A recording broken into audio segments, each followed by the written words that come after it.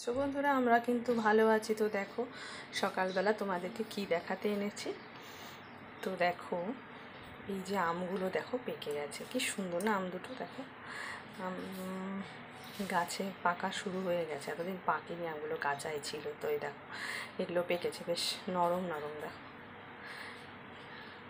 এই দেখো একটু চাপা দিলেই ঢুকে যাচ্ছে, তার মানে নরম হয়ে গেছে আমগুলো। আর গাছটা দেখো, তারাও তোমাদের দেখাচ্ছি। আর ওই দেখো গাছে এখনো প্রচুর আম আছে, প্রচুর। তো সব আম এখনও পাকেনি, ভীষণ ভালো খেতে, খুব মিষ্টি। তোমরা কে কে আম খেতে ভালোবাসো কমেন্টে জানিও। দেখো কত সুন্দর।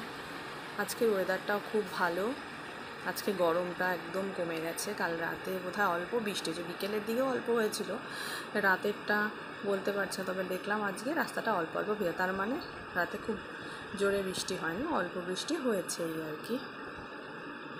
তো ওই দেখো আম ঝুলছে, ওই দিকে আরও আছে। ওই দেখো ওই আমের গাছটা বলে 24 বছরের, কাকিমার কাছে শোনা।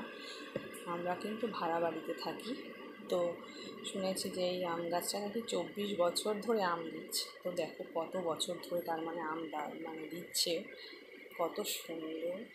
আর ওই যে দেখো একটা বাটি ঝুলছে না, দড়ি দিয়ে বাঁধা। তো এটা মামামের বাবা পাখিকে জল খাওয়ানোর জন্য দিয়েছিল। মামাম দেখবে পাখিদের ওরা জল খায় সেটা, তো সেই জন্যই দেওয়া। তো পাখি একদিনও এসে জল খায়নি, জল দিয়ে রাখা হয়েছিল, তো জল শুকিয়ে গেছে এই আর কি। ওরা এসে খাবারগুলো খেয়ে যায়, কিন্তু জলটা ঠিক খায় না এখানে, কেন জানি না।